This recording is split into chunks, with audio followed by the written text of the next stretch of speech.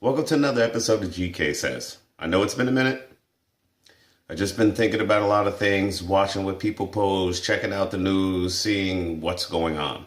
And I said my next episode was going to be about me and who I am. Who I am? I'm a lot of my mother and father. Honor, respect, morals, things like that. There's a lot of people out there, but also there's a lot of people that are not.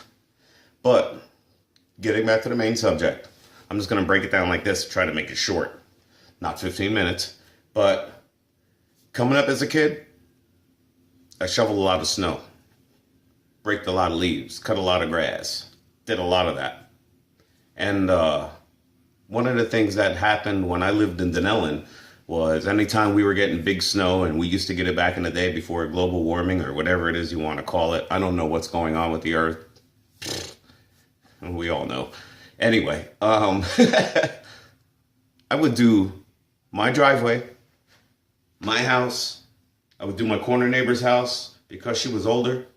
I would do my next door Al. I would do his house. I would do Miss Wilkerson, the house next door.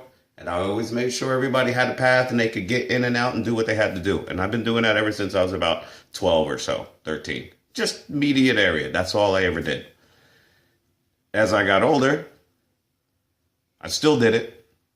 I still do it to this day. Where I live now, I do my driveway. I do my steps. I do my neighbor's house, his driveway, his pathway. I do my neighbor across the street. I make sure they could get in and out. And I used to take care of a house up the street and take care of theirs as well. Since I live on a hill and sometimes the plows don't get down to our little area, I'll snow blow, make a path so everybody can get up the hill and out and do what they got to do. That's just part of being a responsible human being and a good neighbor. Those are things that I do. This last fall, all that leaf gathering, as again, my house, neighbor across the street, and even the old lady who lives 3 doors down that calls the cops on me, that used to call the cops on me about my truck, who hates my cats being out and everything. She's older. She can't go out there and do what she's got to do. So yes, I do over, I don't know, about 2 acres worth of land by myself. Sometimes I get help. I'm not going to, admit that I do get help sometimes. Boom, I get it done. I make sure everything's all in one pile for the town. They come by, boom, get it done. As a kid, I was hanging out with my father in the garage. Wanted to show him something on my car. Opened the door, sitting there talking to my dad and everything. Everything's cool. I look across the street. A lot of smoke coming out of my neighbor's garage. That ain't right. What do? Since they're my neighbors and I hung out there as a kid, I know where everything is in the house. I shoot to the garage. I know where the water spigot is. I hook the hose up, turn everything on, put the fire out, tell them stop playing with candles and matches and things like that. Whole house filled with smoke and everything. All right, I saved it from burning down. Thank God. No report ever made. Nobody ever knew anything about it. I never said anything about it. Another thing when I was a kid that somebody reminded me was actually the friend that I saved. Wintertime, Silver Bridge. Everybody knows it in Dunellen. It's on Jefferson Ave, right up the street from my house. I tell my friend, don't go out there. There's a few of us out there ice skating in one area, and I tell him, don't go out that way. And he says, no, it's good, it's good, it's good. I was like, no, it's not. Look at it, it's thin. Sure enough, falls in. Everybody else panics. What do? I go and drag him out. I tell him, don't go over that way again. Not once.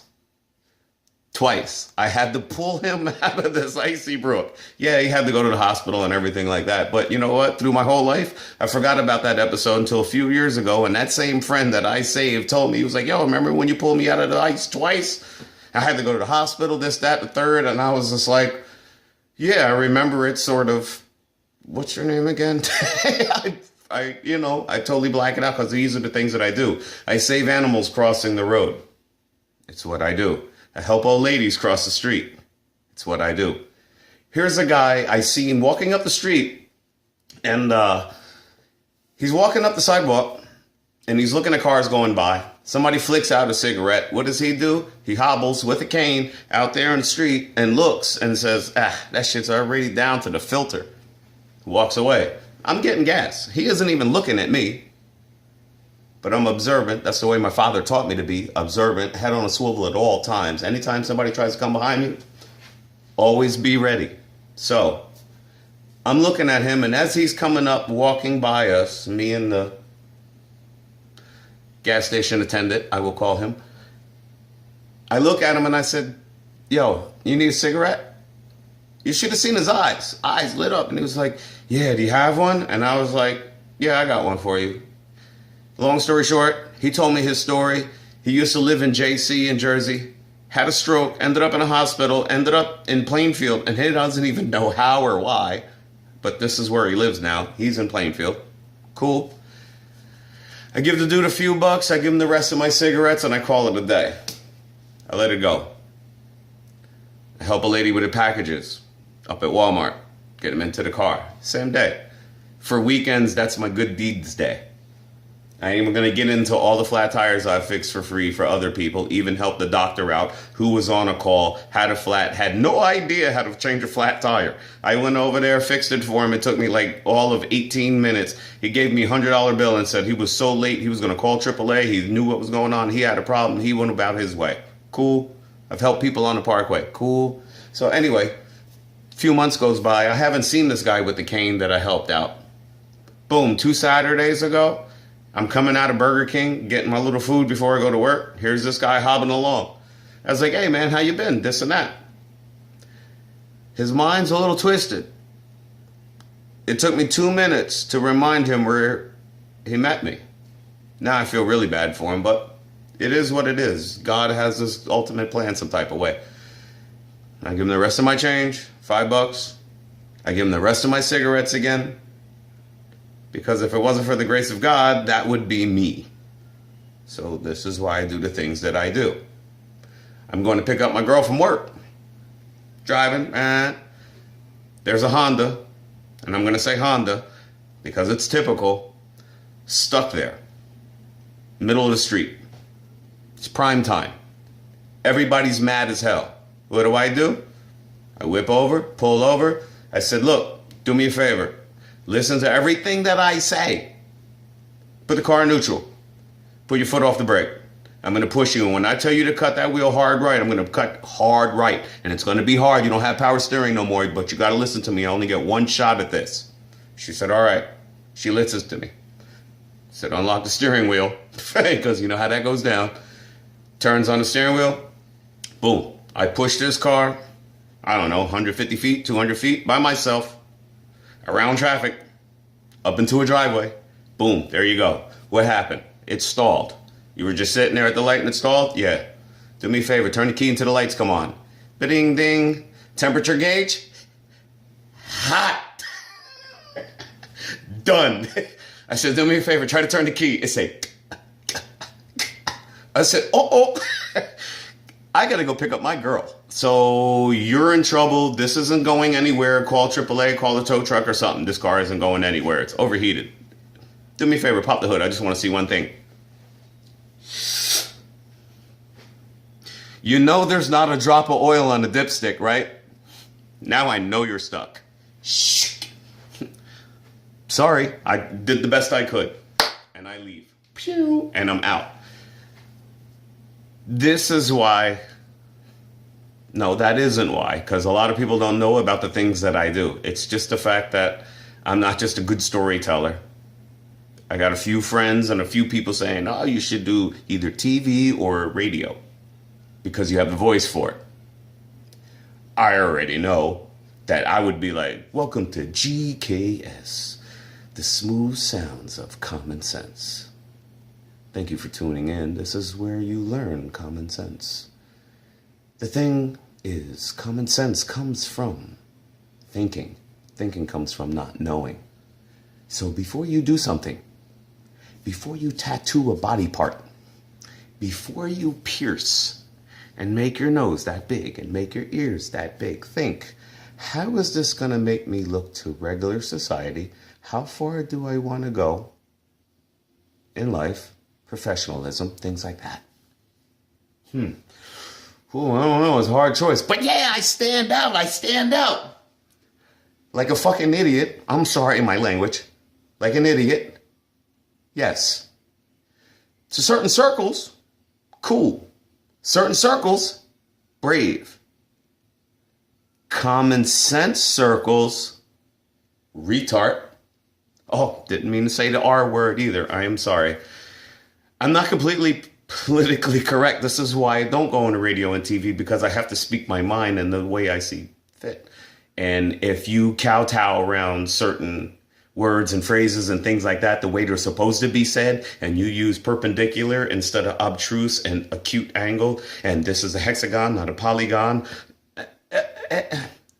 now you're a politician. That's what you are when you can use the correct form of language, like legalese, without cursing to get your point across. I'm not that dude. I'm trying the best I can because my girl says it's better that I don't. But in all honesty, who doesn't sit behind the wheel of their car some days like,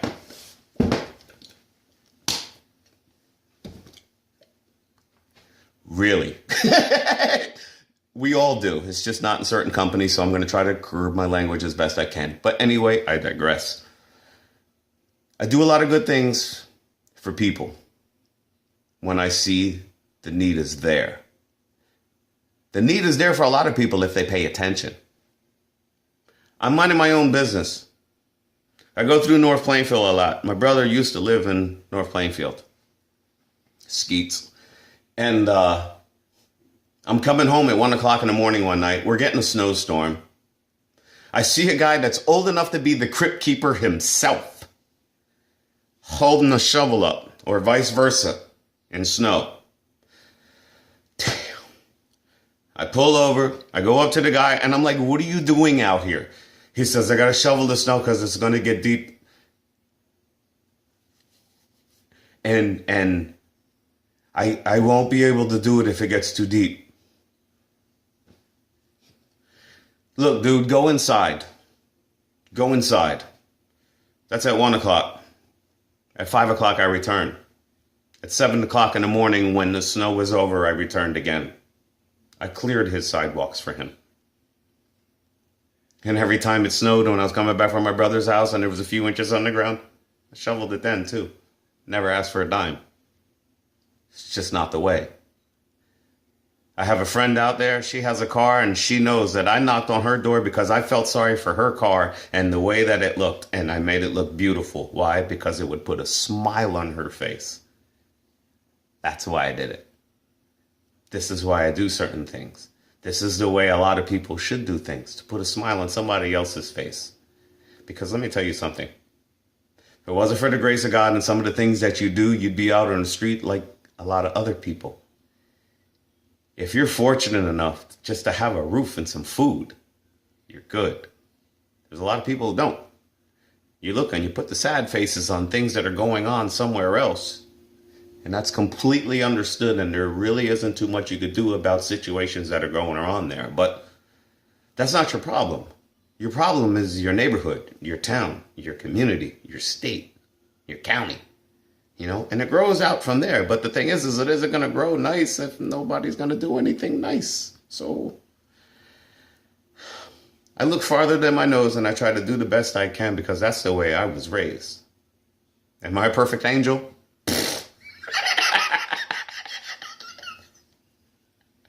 There's people out there that know me and they say, pooh, pooh. I'm surprised you still alive, kid. Yes, that's me. But I'm also the same guy that'll drive through the most racial town of Clark. See an old lady and an old man battling not just a mattress, a double pillow mattress. That thing's got to be every bit of 150, 175 pounds. The dude looked like he weighed 85 pounds and he was 70 years old. And they're trying to wrestle it off of Sienna, some kind of van. I forget what it was. I just know dude was about to get crushed. What do? I pass the beautiful jogger. I make a U-turn. Jogger slows her step, thinks I'm about to approach her. Before she even gets there, I'm out of my truck. Now she's ready to make a U-turn. I cross her path. I go across the sidewalk into the driveway as she's running by. I help the old man and the old lady with the mattress. I carry that thing off. I don't know what I herniated, but I did. I put the thing on the porch because their son was coming to do it, and I was so happy that I didn't have to go any farther than that. But I got it off for him, just so I wouldn't have to ride back later and see either crime scene tape, ambulance, or something like that there because the dude got killed and I could have did something. So I helped him. But now I'm done. I'm on my way to my brother's. He lives somewhere else now. So I pass the jogger again. Boom. Who gets the red light? Me. Who comes rolling up next? Jogger. She's looking at me hard, not knowing what's going on. And I looked at her and I went like this. So she pulls out a little earbud and I was like, you thought I pulled over to talk to you, now didn't you? The shock on this snowflake's face was priceless. I wish I would have had a camera phone at that time. It was priceless. She admitted it. She said, yeah. I said, there's no need to fear all the time. You can't judge everything by what you see. I understand you're cute in the whole nine, but not every car blowing the horn or everything. Well, yeah, they are. But anyway, it wasn't for you, so don't get scared. And she was like, I saw what you did back there. That was nice. I said, no, that was actually proper. But it's cool. Thank you. And I'm out. So I leave. These are the things I do during the course, not the holiday season, not just in the time of giving. It's what I do. Let's say school time's coming up. People are fighting back to school, this, that, the third. Nobody's really got money for that. I don't have any kids. And I can't even let my girl know I donated $200 for back to school supplies at a couple of different spots. I didn't tell her that because I ain't got the money. I pick up dimes on the street. If I see something shiny, best believe I'm stopping because that's how much I need it. But at the same time, I got a roof. I got my cats. I got my girl. I'm still working, thank God. It ain't nothing. I'm telling you, if I ever hit the Mega Millions or a Powerball or something like that, whoo, watch. You thought Trump was on stage pretty damn good? You should see a guy like me. I don't give it all away. I just know what I'm looking at and need. I'm over my time. My girl is home and she's going to start talking to the cats and everything like that. So.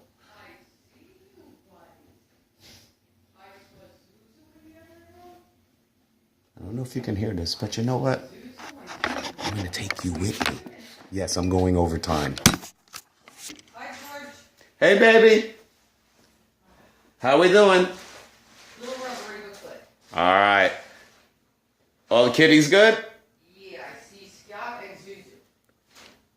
Scott probably said, do you want more food? Wait a minute. Okay, let me go see Zuzu. Wait a minute. All right. That's my girl. She's home. This is my longest video yet. I don't know. Maybe one day somebody will put me on TV or radio. This way I get some time and it's allotted like that. Because I could tell you so many different stories of just about who I am. Things that I've done. I actually had to go back in journals to remember some of the things that I did. Because that's what I did. I wrote things down. I love all my friends. I'll tell you more about this shirt, sweatshirt, in maybe one of my next episodes. And, I don't know. Nobody has 20 minutes for this. So what I'm going to do is I'm going to cut it short and maybe start something else. I don't know.